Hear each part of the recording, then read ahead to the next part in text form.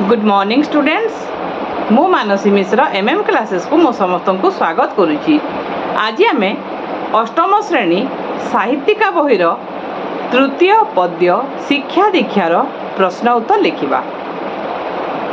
ताहले एबे आरंभ करिबा। प्रश्न नंबर 1 आस कथावार्ता हेबा। क नंबर प्रश्न श्रीरामंक पितांक नाम कौन? उत्तर श्रीरामंक पितांक नाम दशरथ। ख नंबर प्रश्न रामंक सहित आउ किए किए वनवास को जाइथिले? उत्तर रामंक सहित तांको स्त्री सीता ओ सान भाई लक्ष्मण वनवास को जाइथिले। ग नंबर प्रश्न भरतंकु प्रबोधना देबा पई राम कौन करथिले? उत्तर भरतंकु प्रबोधना देबा पई रामचंद्र तांकु निजर पादुका प्रदान करथिले। घ नंबर प्रश्न दशरथंक प्राणत्याग घटनारू केउं विषयर सूचना मिले? उत्तर पुत्र प्रति पितार केते स्नेह आदर ओ आंतरिकता थाए से कथा दशरथंक प्राणत्याग घटनारू जଣା पड़े। ओ नंबर प्रश्न से पदपंकजे ध्याई करकु जोड़ी ଏହା କିଏ କହିଛନ୍ତି? उत्तर ସେ ପଦ ପଙ୍କଜେ ଧ୍ୟାଇ କରକୁ ଯୋଡ଼ି ଏହା ଗଣକବି ବୈଷ୍ଣବ ପାଣି କହିଛନ୍ତି। ବର୍ତ୍ତମାନ ଆମେ 2 ନମ୍ବର ପ୍ରଶ୍ନର ଉତ୍ତର ଲେଖିବା। ପ୍ରଶ୍ନ ନମ୍ବର 2 ଆସ ଦୁଇଟି ବାକ୍ୟରେ ତଳ ପ୍ରଶ୍ନର ଉତ୍ତର ଲେଖିବା। କ ନମ୍ବର ପ୍ରଶ୍ନଟି ହେଲା ଶିକ୍ଷା ଦୀକ୍ଷା କବିତାରେ ରାମାୟଣ ବର୍ଣ୍ଣିତ କେଉଁ ଘଟଣାର ପରବର୍ତ୍ତୀ ପ୍ରସଙ୍ଗ ବର୍ଣ୍ଣନା କରାଯାଇଛି? ଉତ୍ତର ହେଲା ଶିକ୍ଷା ଦୀକ୍ଷା କବିତାରେ ରାମାୟଣ ବର୍ଣ୍ଣିତ ରାମ ବନବାସ ଘଟଣାର ପରବର୍ତ୍ତୀ ପ୍ରସଙ୍ଗ ବର୍ଣ୍ଣନା କରାଯାଇଛି। ଖ ନମ୍ବର ପ୍ରଶ୍ନ ଭାଇରେ ଭାଇରେ ସ୍ନେହ କେମନ୍ତେ ଦେଖିଲ କହ? ଏଠାରେ କେଉଁ କେଉଁ ଭାଇଙ୍କ ବିଷୟରେ କୁହାଯାଇଛି?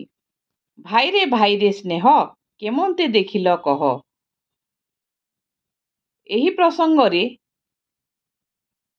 ରାମଙ୍କ ସହିତ ଲକ୍ଷ୍ମଣ ରାମ ଓ ଭରତ ମଧ୍ୟରେ ରହିଥିବା ଅପୂର୍ବ ଭାତୃ ସ୍ନେହ ବିଷୟରେ କୁହାଯାଇଛି। ଗ ନମ୍ବର ପ୍ରଶ୍ନ ଚିତ୍ତ ଦୃଢ଼ କରିବା ନିମନ୍ତେ କବି ପରାମର୍ଶ ଦେବାର କାରଣ କ'ଣ? ଉତ୍ତର ଚିତ୍ତ ଦୃଢ଼ କଲେ ସବୁ ଦୁଃଖକୁ ସହିଯିବାର ଶକ୍ତି ମନରେ ଆସିବ। ସାଂସାରୀ ମଣିଷ ଆଉ ମୋହମାୟାରେ ବୁଡ଼ି ଦୁଃଖ କଷ୍ଟ ପାଇବ ନାହିଁ। ତେଣୁ କବି ଚିତ୍ତକୁ ଦୃଢ଼ କରିବାକୁ ପରାମର୍ଶ ଦେଇଛନ୍ତି। ଘ ନମ୍ବର ପ୍ରଶ୍ନ କବି କାହାର ଦାସ ହେବା ପାଇଁ ଅଭିଳାଷ ପୋଷଣ କରିଛନ୍ତି? ଉତ୍ତର ହେଲା କବି ବୈଷ୍ଣବ ପାଣି ତାଙ୍କର ଆରାଧ୍ୟ ପ୍ରଭୁ ଶ୍ରୀରାମଙ୍କ ଦାସ ହେବା ପାଇଁ ଅଭିଳାଷ ପୋଷଣ କରିଛନ୍ତି। ପ ନମ୍ବର ପ୍ରଶ୍ନ କାହା କରୁଣାରୁ ହନୁମାନ ସୁବର୍ଣ୍ଣଗଡ଼କୁ ଜିଣି ପାରିଥିଲେ? ଉତ୍ତର ପ୍ରଭୁ ଶ୍ରୀରାମଚନ୍ଦ୍ରଙ୍କ କରୁଣାରୁ ହନୁମାନ ସୁବର୍ଣ୍ଣଗଡ଼କୁ ଜିଣି ପାରିଥିଲେ। କାରଣ ହନୁମାନ ସବୁବେଳେ ତାଙ୍କ ପ୍ରଭୁ ଶ୍ରୀରାମଚନ୍ଦ୍ରଙ୍କୁ ସ୍ମରଣ କରୁଥିଲେ। ଏବେ ଆମେ ପ୍ରଶ୍ନ ନମ୍ବର 3 100ରୁ 120 ଶବ୍ଦ ମଧ୍ୟରେ ଉତ୍ତର ଲେଖିବା।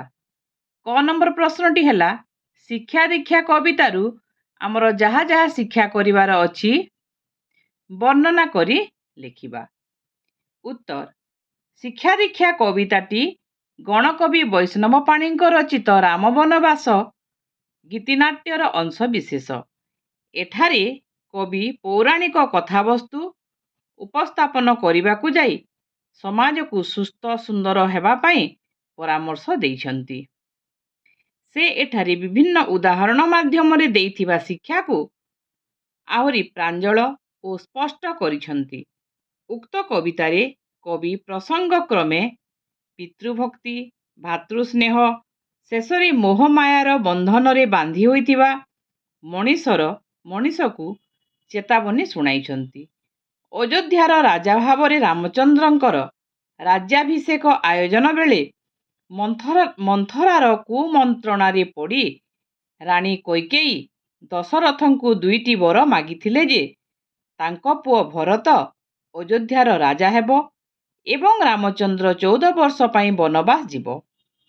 ରାମଚନ୍ଦ୍ରଙ୍କ ନିକଟରେ ପିତୃଭକ୍ତି ଓ ନିଜ ବଂଶର ମର୍ଯ୍ୟାଦା ଅଧିକ ଗୁରୁତ୍ୱପୂର୍ଣ୍ଣ ଥିଲା। ପିତୃସତ୍ୟ ରକ୍ଷା କରିବାକୁ ଯାଇ ସେ ବନଗମନ କରିଥିଲେ। ତେଣୁ ପିତୃଭକ୍ତି ରୂପକ ଧାର୍ମିକ ପଥରୁ କେବେ ହେଲେ ବିଚ୍ୟୁତ ନ ହେବା ପାଇଁ କବି କହିଛନ୍ତି। ଆହୁରି ମଧ୍ୟ ଅଯୋଧ୍ୟା ରାଜପରିବାରରେ ଭାଇ ଭାଇର ସ୍ନେହ ଅତୁଟ ଥିଲା। ରାମଚନ୍ଦ୍ର ବନବାସ ଯିବାକୁ ବାହାରିବାରୁ ଲକ୍ଷ୍ମଣ ମଧ୍ୟ ତାଙ୍କ ସହିତ ବନକୁ ଯିବାକୁ ବାହାରିଥିଲେ। ସେହିପରି ରାମଚନ୍ଦ୍ରଙ୍କୁ ବନରୁ ଫେରାଇ ଆଣିବା ପାଇଁ ଭରତ ଚେଷ୍ଟା କରି ମଧ୍ୟ ବିଫଳ ହୋଇଥିଲେ ସତ, କିନ୍ତୁ ରାମଚନ୍ଦ୍ରଙ୍କ ପାଦୁକା ଆଣି ସେ ବନବାସରୁ ଫେରିବା ପର୍ଯ୍ୟନ୍ତ ଭରତ ତାହାକୁ ସିଂହାସନରେ ଥୋଇ ରାଜ୍ୟ ଶାସନ କରିଥିଲେ। ତେଣୁ ବୃଥା ଅହଙ୍କାର ନ କରି ଭାଇ ଭାଇର ଦୁଃଖରେ ସମଦୁଃଖୀ ହେବାକୁ କବି କହିଛନ୍ତି। ଏଠାରେ ସୀତାଙ୍କ ପତିବ୍ରତା ବିଷୟରେ କହିବାକୁ ଯାଇ କବି ବର୍ଣ୍ଣନା କରିଛନ୍ତି ଯେ ରାଜନନ୍ଦିନୀ ଓ ରାଜବଧୂ ସୀତା ସ୍ୱାମୀଙ୍କ ସହିତ ବନକୁ ଯାଇଥିଲେ। ସ୍ୱାମୀଙ୍କୁ ଛାଡ଼ି ରାଜପୁରୀରେ ସୁଖ କାମନା କରିବାଠାରୁ ପତିବ୍ରତା ଧର୍ମ ପାଳନ କରିବା ଶ୍ରେୟସ୍କର ମଣିଥିଲେ। ତେଣୁ ସେ ସ୍ୱାମୀଙ୍କର ଅନୁଗାମିନୀ ହୋଇ ଖୁସି ମନରେ ବନକୁ ଯାଇଥିଲେ। ଶେଷରେ କବି ଏଠାରେ ପୁତ୍ର ସ୍ନେହରେ ଅନ୍ଧ ହୋଇଥିବା ରାଜା ଦଶରଥଙ୍କ ବିଷୟରେ ବର୍ଣ୍ଣନା କରିଛନ୍ତି। ପୁତ୍ର ସ୍ନେହରେ ଅନ୍ଧ ହୋଇ ସେ ସତ୍ୟ ପଥରୁ ଦୂରେଇ ଯିବାକୁ ଚାହିଁଥିଲେ। ମାତ୍ର ରାମଚନ୍ଦ୍ର ପିତାଙ୍କ ସତ୍ୟ ରକ୍ଷା ପାଇଁ ବନଗମନ କରିଥିଲେ। ହେଲେ ପୁତ୍ର ସ୍ନେହରେ ଅନ୍ଧ ହେଉଥିବା ଦଶରଥ ପୁତ୍ର ଶୋକରେ ଅଧୀର ହୋଇ ପ୍ରାଣତ୍ୟାଗ କରିଥିଲେ। ତେଣୁ ମଣିଷ ମୋହମାୟାର ବନ୍ଧନରେ ବାନ୍ଧି ହେଲେ ଦୁଃଖ ଭୋଗ କରେ ବୋଲି କବି କହିଛନ୍ତି। ତେଣୁ ମନକୁ ଦୃଢ଼ କରିବା ପାଇଁ ସଂସାରୀ ମଣିଷକୁ କବି ପରାମର୍ଶ ଦେଇଛନ୍ତି। ଏବେ ଆମେ 3 ନମ୍ବରର ଖ ନମ୍ବର ପ୍ରଶ୍ନର ଉତ୍ତର କରିବା। ରାମାୟଣର ବର୍ଣ୍ଣନା ଅନୁସାରେ ପିତା ପୁତ୍ରର ସମ୍ପର୍କ ଏବଂ ଭାଇ ଭାଇର ସମ୍ପର୍କ ବିଷୟରେ ଆଲୋଚନା କରି ଲେଖିବା। ଉତ୍ତର। ଗଣକବି ବୈଷ୍ଣବ ପାଣି ରାମାୟଣର ଅଯୋଧ୍ୟାକାଣ୍ଡର ରାମ ବନବାସ କଥାବସ୍ତୁକୁ ତାଙ୍କର ଗୀତିନାଟ୍ୟ କଥାବସ୍ତୁ ରୂପେ ଗ୍ରହଣ କରି ସେଥିରେ ପିତା ପୁତ୍ର ମଧ୍ୟରେ ରହିଥିବା ନିବିଡ଼ ସମ୍ପର୍କ ଓ ଭାଇ ଭାଇ ମଧ୍ୟରେ ରହିଥିବା ଅନାବିଳ ସ୍ନେହ ଅତି ହୃଦୟସ୍ପର୍ଶୀ ଭାବେ ବର୍ଣ୍ଣନା କରିଛନ୍ତି। ହିନ୍ଦୁ ଧର୍ମରେ ସମସ୍ତଙ୍କର ବିଶ୍ୱାସ ଥାଏ ଯେ ପୁତ୍ର ହିଁ ପିଣ୍ଡପାଣିର କାରଣ ହେବ। ତେଣୁ ବିବାହ ପରେ ସମସ୍ତେ ପୁତ୍ର କାମନା କରିଥାନ୍ତି। ରାଜା ଦଶରଥଙ୍କ ବିବାହର ବହୁ ବର୍ଷ ପର୍ଯ୍ୟନ୍ତ ସନ୍ତାନ ଜନ୍ମ ହୋଇନଥିଲେ। ତେଣୁ ସେ ପୁତ୍ରେଷ୍ଟି ଯଜ୍ଞ କରାଇ ଚାରୁ ଅନ୍ନର ପ୍ରଭାବରେ ପୁତ୍ର ସନ୍ତାନ ଲାଭ କରିଥିଲେ। ତାଙ୍କର 3ଟି ରାଣୀଙ୍କ ଗର୍ଭରୁ ରାମ, ଲକ୍ଷ୍ମଣ, ଭରତ ଓ ଶତ୍ରୁଘ୍ନ ନାମରେ 4ଟି ପୁତ୍ର ଲାଭ କରିଥିଲେ। କିଛି ବର୍ଷ ପରେ ରାଜା ଦଶରଥ ବୃଦ୍ଧ ହୋଇଯିବା ପରେ ସେ ତାଙ୍କ ଜ୍ୟେଷ୍ଠ ପୁତ୍ର ଶ୍ରୀରାମଙ୍କୁ ଅଯୋଧ୍ୟାର ରାଜା କରିବା ପାଇଁ ଅଭିଷେକ ଉତ୍ସବର ସମସ୍ତ ଆୟୋଜନ କରିଥିଲେ। ସେହି ସମୟରେ ରାଜା ଦଶରଥଙ୍କର ମଝିଆ ରାଣୀ ମନ୍ଥରାର କୁମନ୍ତ୍ରଣରେ ପଡ଼ି ପୂର୍ବରୁ 2ଟି ବର ଦେବା ପାଇଁ ସତ୍ୟ କରିଥିବା ରାଜାଙ୍କୁ ସେହି ସମୟରେ ବର 2ଟି ମାଗିଥିଲେ। ପ୍ରଥମ ବରରେ ରାମ 14 ବର୍ଷ ପାଇଁ ବନବାସ ଯିବେ ଏବଂ ଦ୍ୱିତୀୟ ବରରେ ତାଙ୍କ ପୁତ୍ର ଭରତ ରାଜା ହେବେ ବୋଲି କୈକେୟୀ କହିଥିଲେ। ଏ କଥା ଶୁଣି ଦଶରଥ ଦୁଃଖରେ ଭାଙ୍ଗିପଡ଼ି ପୁତ୍ର ରାମ ପାଇଁ ସତ୍ୟଭଗ୍ନ ହେବା ପାଇଁ ମଧ୍ୟ ପ୍ରସ୍ତୁତ ହେଲେ। କିନ୍ତୁ ରାମ ଯେତେବେଳେ ଏ କଥା ଜାଣିଲେ, ସେ ପିତାଙ୍କର ସତ୍ୟ ପାଳନ ପାଇଁ ଖୁସି ମନରେ 14 ବର୍ଷ ବନବାସ ଯିବା ପାଇଁ ପ୍ରସ୍ତୁତ ହେଲେ। ପୁତ୍ର ନିକଟରେ ପିତା ହେଉଛି ଧର୍ମ, ପିତା ହେଉଛି ସ୍ୱର୍ଗ। ତେଣୁ ସେହି ପିତାଙ୍କୁ ସନ୍ତୁଷ୍ଟ କଲେ ପୁତ୍ର ସବୁ ଦେବତାଙ୍କ ଆଶୀର୍ବାଦ ଲାଭ କରିପାରିବ। ପୁତ୍ରକୁ ଛାଡ଼ି କୌଣସି ପିତା କେବେ ସୁଖୀ ହୋଇପାରିବ ନାହିଁ। ତେଣୁ ପୁତ୍ରକୁ ଝୁରି ଝୁରି ରାଜା ଦଶରଥ ମଧ୍ୟ ଶେଷ ନିଶ୍ୱାସ ତ୍ୟାଗ କରିଥିଲେ। ରାମଚନ୍ଦ୍ର ଯେତେବେଳେ ପିତୃସତ୍ୟ ପାଇଁ ବନଗମନ କରିବାକୁ ବାହାରିଲେ, ତାଙ୍କ ସହିତ ଅନୁଜ ଲକ୍ଷ୍ମଣ ମଧ୍ୟ ବନକୁ ଯିବା ପାଇଁ ବାହାରିଥିଲେ। ବଡ଼ ଭାଇ ରାମଙ୍କୁ ଛାଡ଼ି ସେ ରାଜପୁରୀରେ ରହିପାରିବେ ନାହିଁ ବୋଲି କହିଥିଲେ।